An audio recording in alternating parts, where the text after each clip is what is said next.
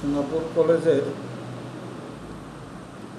একাদশ এবং দ্বাদশ শ্রেণীর সকল গ্রুপের ছাত্রছাত্রীদেরকে আইসিটির অনলাইন ক্লাসে স্বাগতম জানাচ্ছি। আশা করি তোমরা ভালো আছো এবং আমার আজকের এই কন্টেন্টে একটু যুক্ত থাকার জন্য সবাইকে আহ্বান জানাচ্ছি। আজকে মূলত আমি পড়াবো চতুর্থ অধ্যায়ের ওয়েব ডিজাইনের দ্বিতীয় অংশ।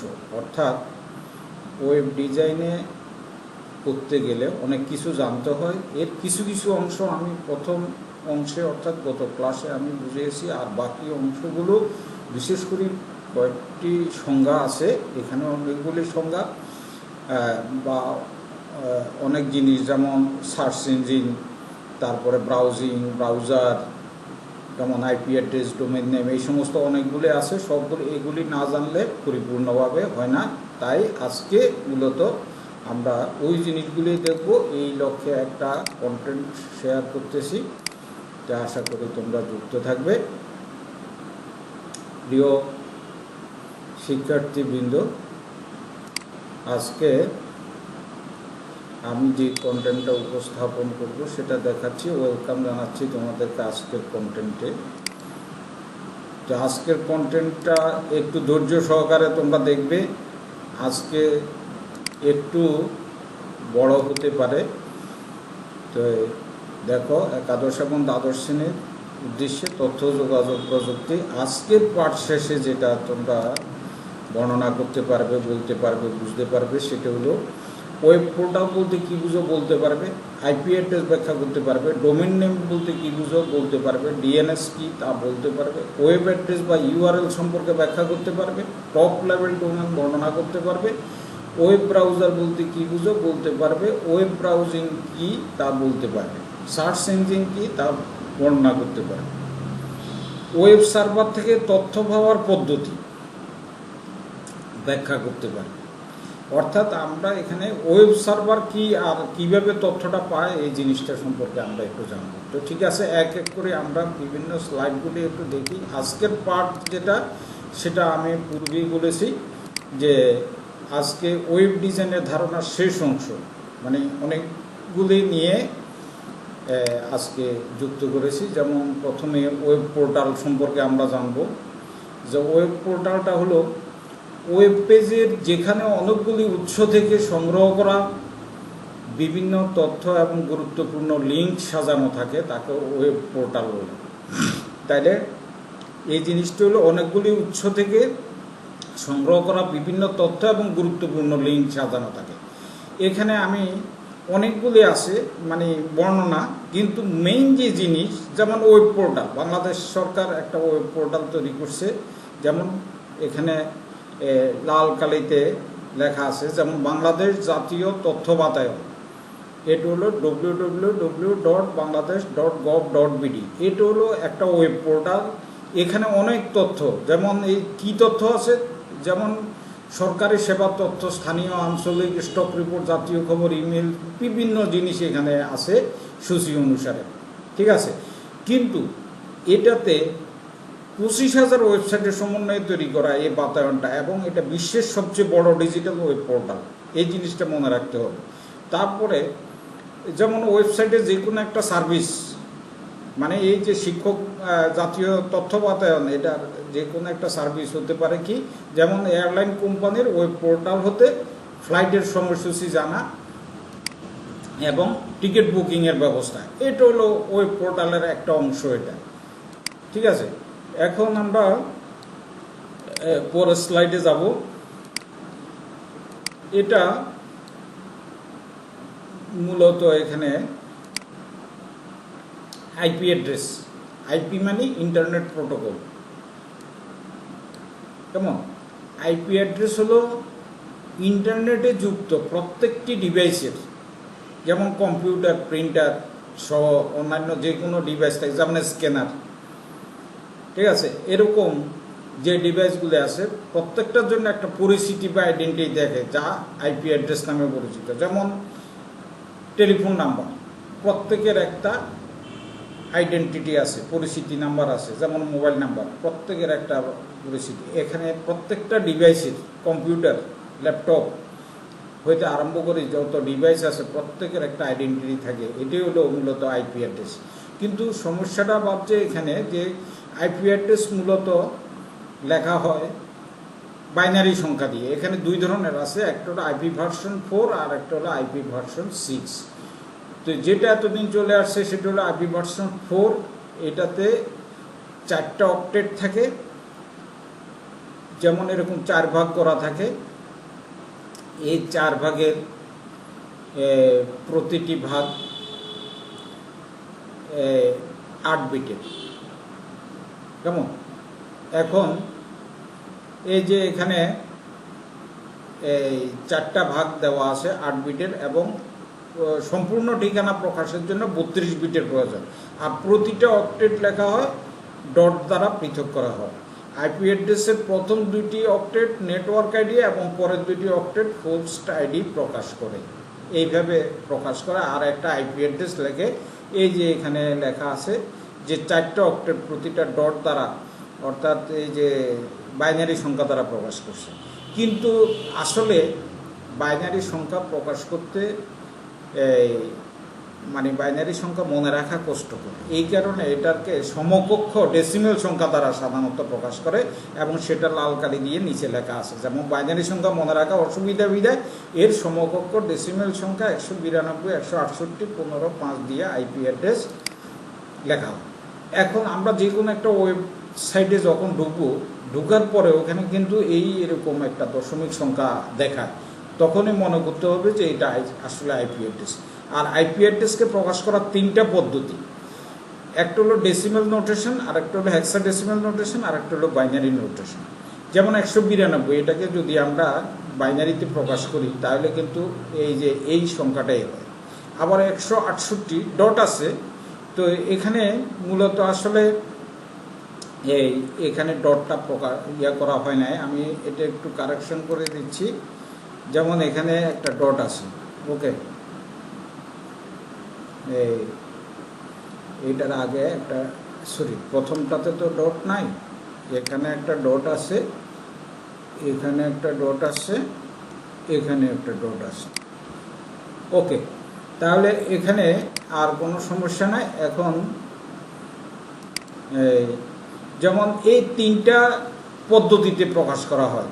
তো বিশেষ করে আইপি ভার্সন 4 যেটা, এখানে হেক্সাডেসিমেল নোটেশনটা ব্যবহার করে না, সাধারণত এখানে বাইনারি আর ডেসিমেল, অর্থাৎ ডেসিমেল দিয়ে প্রকাশ হয়।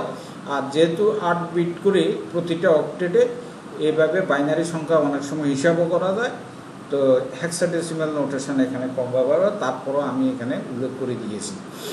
যেমন এখানে C0, তাহলে সি এর মান কত? আমরা জানি 12 মানে কত? বাইনারিতে নিলে 1100। তাইলে এই যে এইখানে 1100, এই 1100 হলো সি এর মান, আর জিরোর মান হলো 4টা শূন্য, 4টা শূন্য, ডান দিকে 4টা শূন্য হলো জিরোর মান। এইভাবে কিন্তু এর মান হলো কত? 10।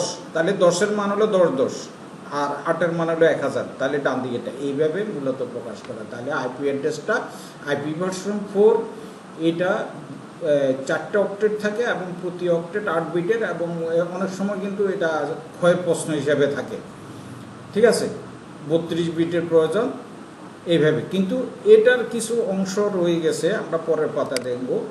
যেমন এখানে আইপি ভার্সন 4-এর 32 বিটের প্রয়োজন, সেজন্য এই সিস্টেমে 2^32 বা এত সংখ্যক ডিভাইসে আইপি অ্যাড্রেস দেওয়া সম্ভব। যেমন একক, দশক, শতক, সহস্র, অযুত, লক্ষ, নিযুত, কোটি, 429 কোটি। আর এটাকে যখন মিলিয়ন বিলিয়নে আমরা ব্যবহার করি তখন সেটা ভিন্ন হিসাব। তো এখন ধরো 429 কোটি, এই এত সংখ্যক ডিভাইসে আইপি অ্যাড্রেস দেওয়া সম্ভব, কিন্তু আসলে সেটা অপ্রতুল। এই অসুবিধা দূর করার জন্য মূলত আইপি ভার্সন 6 অ্যাড্রেস চালু হয়েছে। এই ভার্সনে হলো 128 বিটের, এবং 8টা ভাগ থাকে, প্রতিটা ভাগ হলো 16 বিটের, তাহলে 800 হলো 128, ওকে। তাহলে 2^128 সংখ্যক ডিভাইস ইন্টারনেটে সংযোগ করা যেতে পারে। 2^128 কত হয়? তাহলে এই জিনিসটা তো অগণিত, মানে এই যে বলছে, যেমন আগে যদি একটা ঘরের কথাই চিন্তা করি, একটা ঘরে যদি 4টা ডিভাইস বা 2টা ডিভাইস ব্যবহার করতো, এখন হয়তো 10টা ডিভাইস ব্যবহার করে, তাহলে 10টা বাড়িতে এরকম 100 ডিভাইস ব্যবহার করে, এরকমভাবে বাড়তে বাড়তে অসংখ্য। যেমন আমি যদি এখানে একটা হিসাব করি, যে ক্যালকুলেটর এখানে অলরেডি আছে, তাহলে এই 2 টু দি পাওয়ার 128 কত হয়, এই 128 আমি দিয়ে দিলাম, ওকে। তাহলে এই যে হিসাবটা, এটা অগণিত, মানে সাধারণভাবে গণনা করা যায় না। তাইলে বর্তমানে যেটা আইপি ভার্সন 6 চালু হয়েছে, সেটা অ্যাপ্রোপ্রিয়েটভাবে চালু হয়েছে, এই কারণে আর কোনো সমস্যা হবে না। প্রত্যেক ডিভাইসের একটা পরিচিতি দিতে পারবে, আইডেন্টিটি দিতে পারবে, ওকে। তাহলে আমরা মূলত এটা সম্পর্কে জানলাম। এখন পরবর্তীতে আমরা পরের স্লাইডে যাই। ডোমেন নেম, এটা সম্পর্কেও আমাদের জানা দরকার। এবং ডোমেন নেম, যেমন ডোমেন নেম হচ্ছে ইন্টারনেটে এক বা একাধিক আইপি অ্যাড্রেসকে শনাক্তকরণের জন্য একটি অদ্বিতীয় আলফানিউমেরিক ঠিকানা। যেমন এখানে google.com, এটা একটা ডোমেন নেম। এটা হলো কি, শুধু এখানে ক্যারেক্টার ব্যবহার করা হয়েছে, আলফাবেটিক ব্যবহার করা হয়েছে, এখানে কিন্তু নাম্বার ব্যবহার করা না। অনেক সময় যেমন আমার ইমেল অ্যাড্রেসের সাথে যেমন অনেকে কি করে, একটা নাম দেয়, যেমন করিম 017, তাইলে এখানে ক্যারেক্টারও ব্যবহার করে, আবার নাম্বারও ব্যবহার করে। তাহলে এরকমভাবে আলফানিউমেরিক ঠিকানা হলো ডোমেন নেম, এবং এটা আইপি অ্যাড্রেসকে শনাক্ত করার জন্য।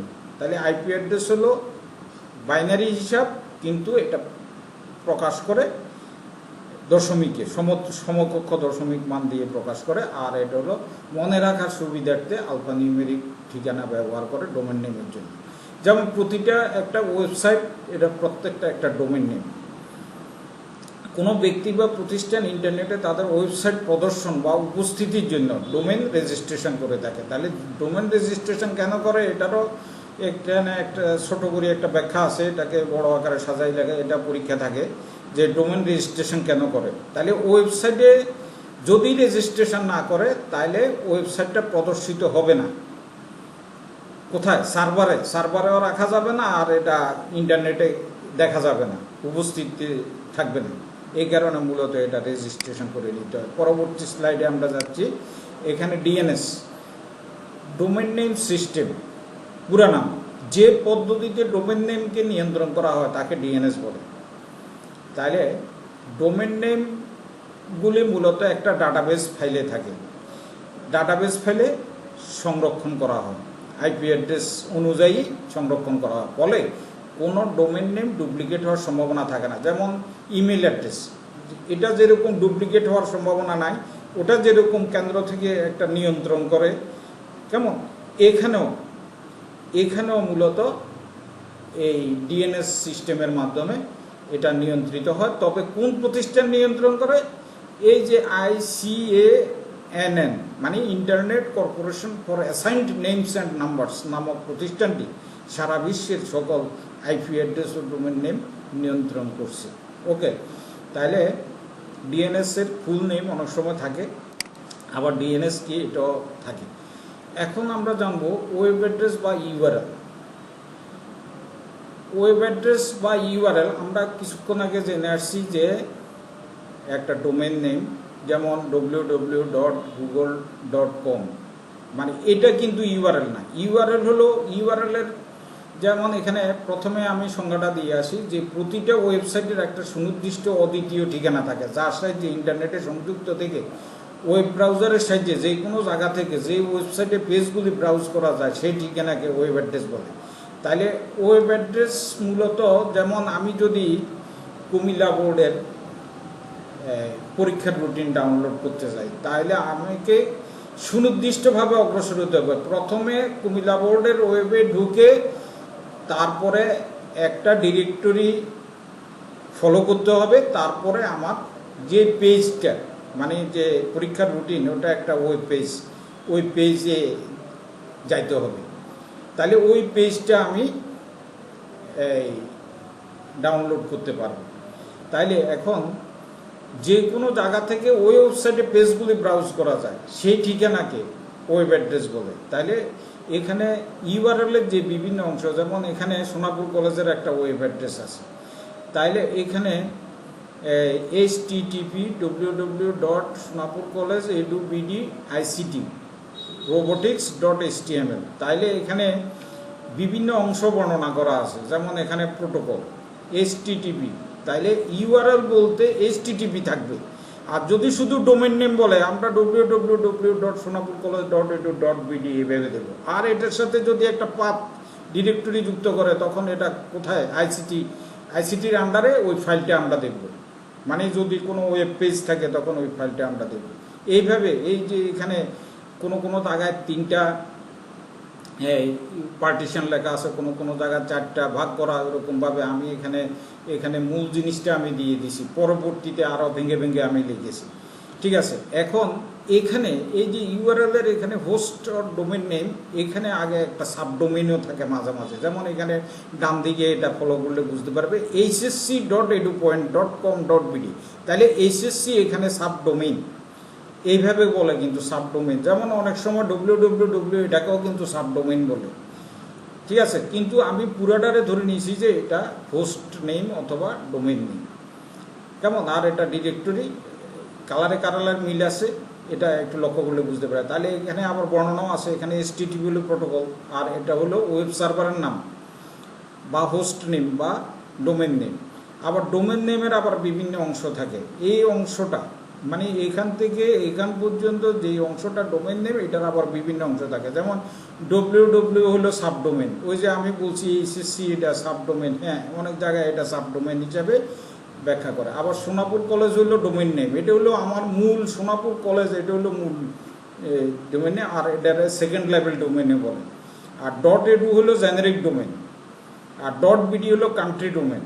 তো পরে জেনারিক এবং কান্ট্রি ডোমেন এটা নিয়ে আমরা আরেকটা স্লাইড তৈরি করেছি, আমরা পরের স্লাইডে দেখাবো। জেনারিক এবং কান্ট্রি ডোমেনকে একত্রে টপ লেভেল ডোমেন বলে। মানে এই .edu .bd এটাকে বলে টপ লেভেল ডোমেন, আবার এটাকে রুট লেভেল ডোমেনে বলা হয়। তাইলে এখানে ডোমেনকে 2 ভাগে ভাগ করে, একটা সেকেন্ড লেভেল ডোমেন আর একটা রুট লেভেল ডোমেন। আবার কোনো কোনো জায়গায় এটাকে সাবডোমেন হিসেবে www বা HSC এটাকে সাবডোমেনে বলে।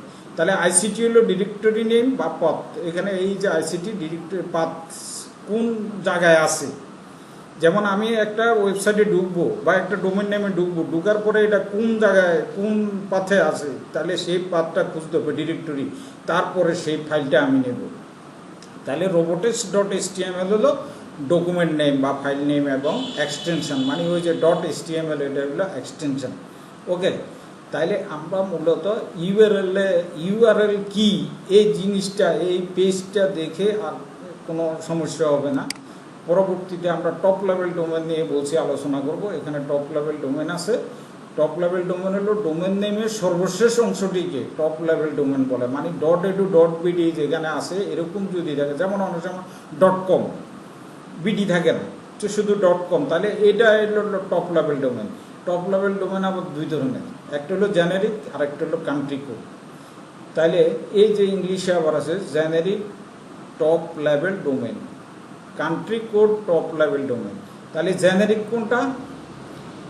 কোনো দেশের সাথে সংশ্লিষ্ট না এরকম যদি থাকে, কেমন, তাহলে সেটা হলো জেনারিক। যেমন .com .edu .org .gov .info .net, এছাড়াও আরও থাকতে পারে, যেমন .biz আছে কোনো কোনো জায়গায়। এখানে এটাও কিন্তু এই যে জেনারিকের, এটা বোঝার সুবিধার্থে আমি এইভাবে দিয়েছি। তাইলে এখানে সাধারণ কাজ, যেমন .com মানে ব্যবসা বাণিজ্য যারা করে তারা সাধারণত যদি ওয়েবসাইট ব্যবহার করে তখন .com ব্যবহার করে। কোনো অর্গানাইজেশনে যদি ব্যবহার করে .org, গভর্নমেন্ট প্রতিষ্ঠান হলে .gov, আবার যদি শিক্ষা প্রতিষ্ঠান আর .edu ব্যবহার করে। এইভাবে ইনফরমেশন নেটওয়ার্কিং সাইটের জন্য উল্লেখিত জেনারিক টপ লেভেল ডোমেন ব্যবহার করে।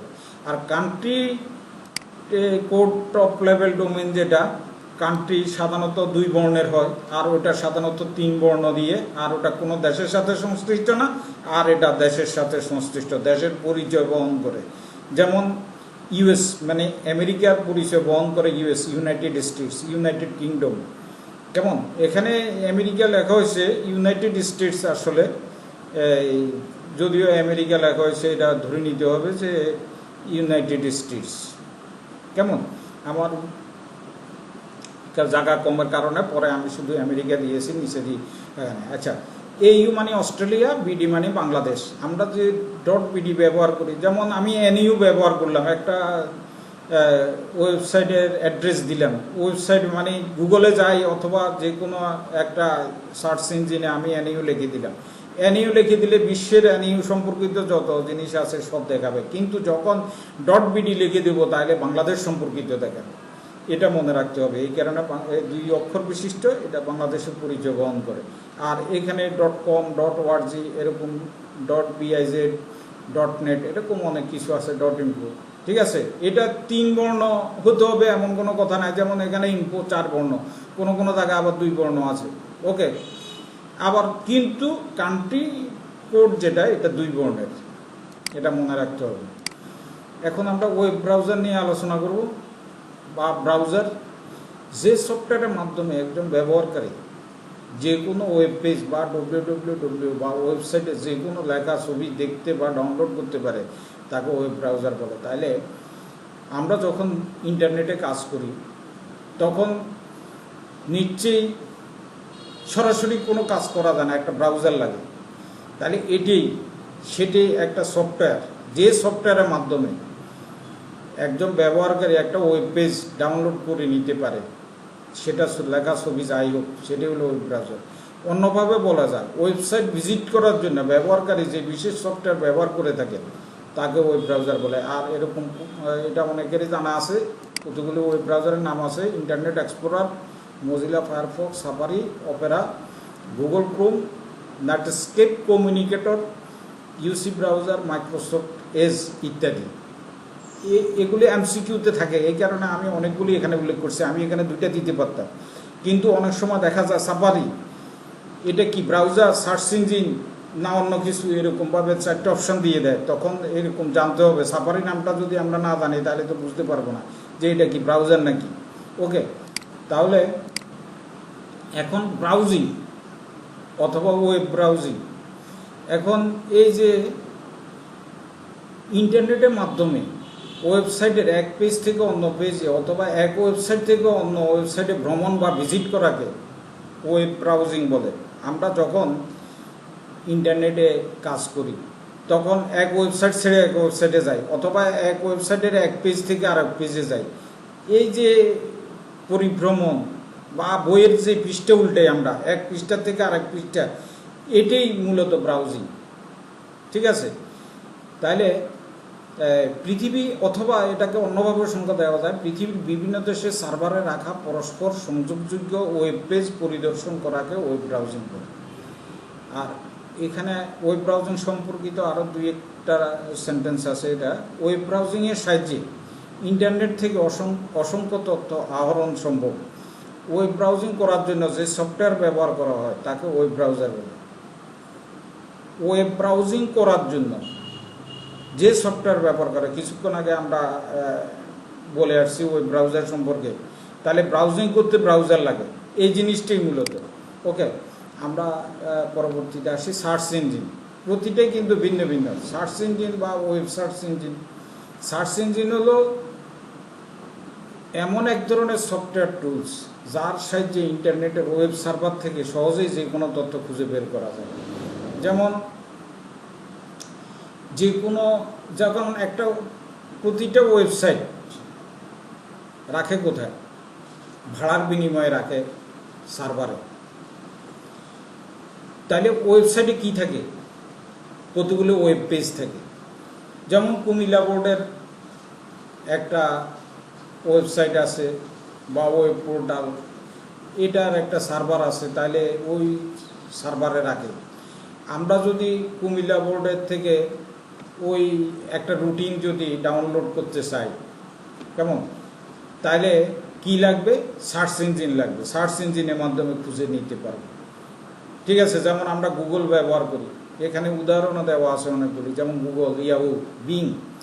তবে গুগলের চাইতে আমরা তো সাধারণত গুগলে ব্যবহার করি, তবে গুগলের চাইতে নির্দিষ্টভাবে খুঁজে বের করা যায় বিং তো আমরা অনেকে ব্যবহার করি না, বিংটা ব্যবহার করে দেখতে পারবে, তাহলে বুঝতে পারবে। যেমন আমাজন, আস্ক, পিপিলিকা, এটা কিন্তু বাংলা সার্চ ইঞ্জিন, যদিও আমি লিখেছি, এটা বাংলাদেশে বাইর করছে, যেহেতু বাংলা এবং ইংরেজি দুইটাই কিন্তু খুঁজে বের করতে পারে। আবার নতুন একটা সার্চ ইঞ্জিন বের করছে সরকি, ঠিক আছে, সরকি.com, এটা বাংলাদেশের। তাইলে পিপিলিকা এবং বাংলা মানে সরকি, এটা বাংলা এবং ইংরেজি দুটেই খুঁজে বের করতে পারে। তবে পৃথিবীর প্রথম সার্চ ইঞ্জিন হলো ইয়াহু, 1984 সালে ইয়াহুর যাত্রা শুরু হয়, ঠিক আছে। আর সার্চ ইঞ্জিন বলছে কি সফটওয়্যার টুলস, তাহলে 3টা সফটওয়্যার থাকে, ওয়েব ক্রলার বা স্পাইডার সফটওয়্যার, ইন্ডেক্স সফটওয়্যার আর কোয়েরি সফটওয়্যার।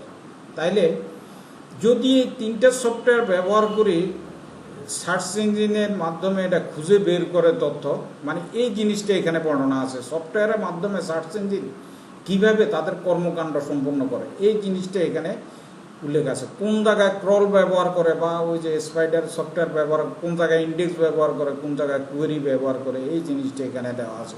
আর যদি এটা মানে খুব অন্যরকম মনে হয়, তাহলে শুধু আমার এখানে জানা দরকার সার্চ ইঞ্জিন কি, কয়েকটা সার্চ ইঞ্জিনের নাম, এটা হলে আমার মনে চলবে। যেমন এখানে কয়েকটা সার্চ ইঞ্জিনের আছে, এখানে কয়েকটা সার্চ ইঞ্জিনের নাম দেওয়া আছে, যে আশা করি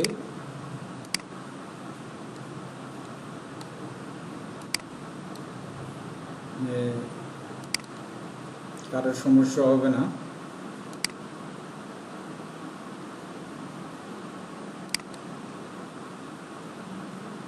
কেমন, এখানে এটার কারণে একটু সমস্যা হয়েছে, সার্চ ইঞ্জিনটা কতগুলি সার্চ ইঞ্জিন, যেমন Google, Yahoo, Yandex, all, AOL, Ask, কেমন, বাইদু, তারপরে BING, কিন্তু এটা জি উঠে নাই, এইভাবে কিছু সার্চ ইঞ্জিনের নাম এইভাবেও দেওয়া আছে। কেমন, তাহলে আমরা এখন এই পরবর্তী স্লাইডে যাচ্ছি। ওয়েব সার্ভার, এখানে ওয়েব সার্ভার আছে।